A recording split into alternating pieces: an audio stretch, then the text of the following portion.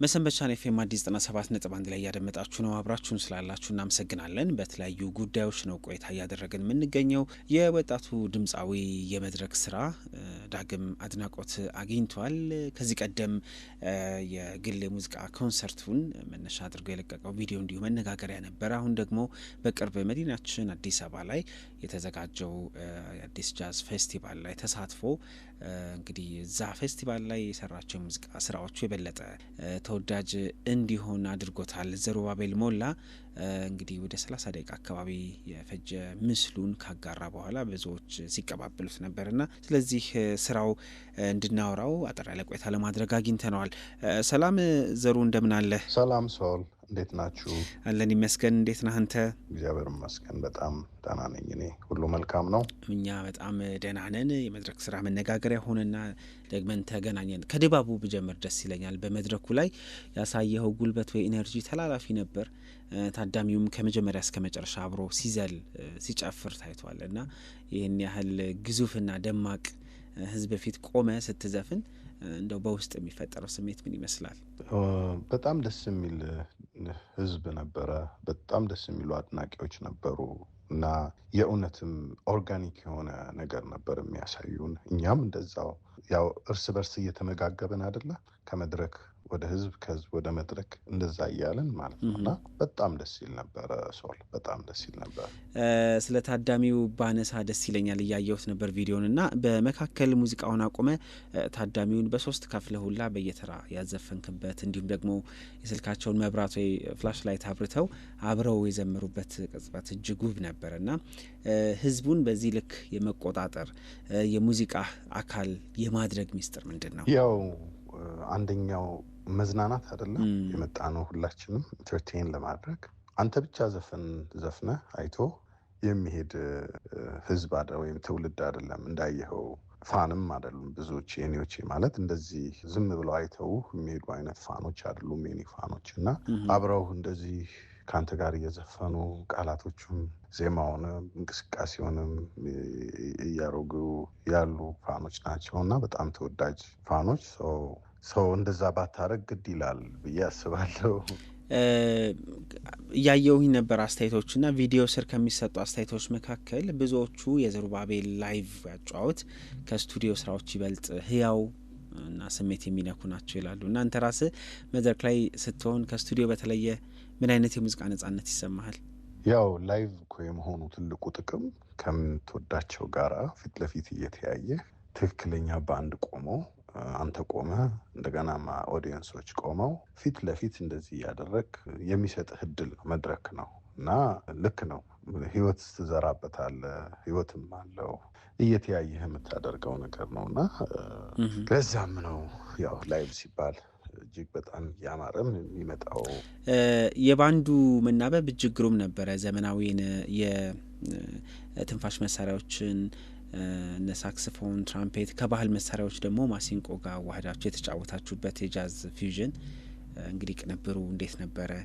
እንዴት ተፈጠረ? በመለማመድም ጭምር እንደሚመጣ ቢታወቅ። ያው ዘፈኑ መጀመሪያም ላይ ራሱ አልበሙ ላይ ያለው ልክ እንደዚህ ነገር ነው የሰራ ነው። ማሲንቆ ነበረው በተለይ ወደ መጨረሻው አካባቢ ላይ ሀገር ነው የሚለው ዘፈን ማለት ነው እና እሱኑ ሲዲ ላይ የነበረው አልበሙ ላይ የነበረው ያው ቀጥታ ስቴጅ ላይ ላይቭ አውጥተ ነው። የተወሰነ ደግሞ ፖሊሽ ተደርገው ለስቴጅ እንዲሆኑ አድርገን ሰርተናቸው ነው ፐርፎርም ያደረግ ነው። የመድረክ ስራ እንግዲህ የቲም ወርክ አብሮ መስራት ነው እና በኮንሰርት ላይ ለብቻ ከመድመቅ ይልቅ የባክ ቮካል አርቲስቶች አጃቢ ድምፃውያን እንዲሁም የሙዚቃ መሳሪያ ተጫዋቾችን ወደፊት እያመጣ ስታበረታታ አይቻለሁ እና የቡድን ስራ በሙዚቃ ውስጥ ያለው ቦታ እንዴት ነው? እንደምን ብትረዳው ነው? ያው ቲም ወርክ አይደለም፣ ቲም ወርክ ነው። ልክ እንደ ሰውነት ብላስበው አይን ያያል፣ አፍንጫ ያሸታል፣ ጆሮ ይሰማል፣ እግር ይሄዳል፣ እጅ ይነካካል። በውስጥ ያሉ ደግሞ ኦርጋኖች የተለያዩ ስራዎችን ይሰራሉ እንደሚባለው አይነት ባንድም ልክ እንደዚህ ቲም ወርክ ነው። አንደኛው ድራም ይጫወታል፣ አንደኛው ቤዝ ይጫወታል፣ አንደኛው ጊታር፣ አንደኛው ብሎዊንግ የሆኑ ኢንስትሩመንቶችን ይጫወታል። እንደዚህ አንደኛውም ይዘፍናል፣ አንደኛው ባክ ቮካል ይሰራል። ይህ ሁሉም ያው ሙዚቃውን አንድ ላይ አዋህዶ አሪፍ የሆነ ሃርመኒ የሆነ ነገሮችን ይዞ ለመውጣት ነው እና ያኛው እንደዛ ነው እኔ የማየው። ወይም እንደ ትዳር ብለህ የማስበው በቃ አብረህ በደንብ ጥብቅ አድርገህ ይዘው ለውጤት የምትሰራበት ይሆናል ማለት ነው። ስለ ዘፈን ምርጫ ባውራ ምንድን ነው ዝምታው? እንዲሁም ሌሎች ዘፈኖችን ስትጫወት ህዝቡ ቃል በቃል አብሮ ይዘምር ነበረ ወይ ይጫወት ነበር እና ለመድረክ የሚሆን ዘፈኖች ስትመርጥ የህዝቡን ስሜት በምን መመዘኛ ነው የምትለካው? ያው በመጀመሪያ ዘፈን መደመጥ አለበት፣ በህዝብ መወደድ አለበት፣ በህዝብ ዘንድ ተቀባይነት ማግኘት አለበት። ሁለተኛው ደግሞ ሊሆን የሚችለው የሪትሙን አይነት ሁኔታውን አይተህ የትኛው ሞቅ ያለ ነው፣ የትኛው ዝቅ ያለ ነው፣ የትኛው ነው ደግሞ በጣም ደግሞ ሞቅ ያለው በሪትም ደረጃ፣ በዜማ ደረጃ፣ በተለያየ አካሄድ ደረጃ እንዴት ነው ብለህ ያው ታጠናለህ፣ ታየዋለህ። ይሄኛው ዘፈን እንደዚህ ቢሆን ከዚህ በኋላ ይሄ ይሁን ከዛ ይሆን ብለህ ትሰራለህ። ሌላው ደግሞ ያው ታዲያ ሙዚቀኛ መሆንህ ታዲያ ምኑ ላይ ነው ጥቅሙ? ይሄኛውን ስራ ደግሞ ካልሰራ ማለት ነው፣ እነኝህን ነገሮች ካላወቅ። ስለዚህ ሁሉንም አንድ ላይ ቀላል ነገር አይደለም። እውነት ለመናገር ቀላል የሚባል ነገር የለም። ሁሉም ነገር ከባድ ነው። በጣም ጊዜ ይጠይቃል። ብዙ ማሰብ ይፈልጋል። ብዙ መደመር መቀነስ ይኖርብሃል። ብዙ መመካከር ደግሞ ይኖርብሃል። ስለዚህ እንግዲህ ከብዙ ጭማቂዎች፣ ከብዙ አሪፍ አስተያየቶች፣ አሪፍ ሰዎች፣ የተለያየ ነገር ተነስተህ ነው ይህንን የምትሰራው። ይህንንም ደግሞ ኃላፊነት የሚወስድ በአንድ ውስጥ ይኖራል ሚውዚክ ዳይሬክተር። ይህንን ኃላፊነት ወስዶ ይሄኛው ዘፈን ቢሆን ይሄኛው ቢደረግ ይልሃል። እንደዚህ አይነት ስራ ይሰራል። ብቻ ያው ቲም ወርክ ቅድመም እንዳልኩ ስለሆነ በሁሉም ተስማምተህ ከዚህ ወደዚህ ከዛ ወደዚህ እንደዛ ያልክ ነው የምታቀርበው እና የእውነት ቀላል አይደለም፣ ግን ስራህም ነው። በዛ ላይም የእውነት እንደዛ እየተናበብክ ነው የምትሰራው ማለት ነው። ያየኋቸው አስተያየቶች ላይ መሰል ኮንሰርት ያስፈልገናል፣ አሁንም እባክህ ስራ እና ዝግጁ ይሆን እስቲ ጠይቁልን የሚል ሀሳብ አይቻለሁ። ምን ትላለህ? ዝግጁ ነህ? እኛ ዝግጁ ነን። እውነት ለመናገር የትኛውም ስቴጅ ላይ ወጥተን የተጋበዝንበት ቦታ ላይ ለመስራት እኛ ዝግጁ ነን፣ በደንብ ዝግጁ ነን። ማንም ሰው ቢመጣ በምንፈልገው እኛ ባቀድነው ቦታውን ነው ከለሩን፣ ሽታውን የሚመጥን የሆነ አሪፍ ነገሮች የሚያዘጋጅ ሰው የትኛውን ቦታ ቢጋብዘን አለን፣ እኛ ዝግጁ ነን።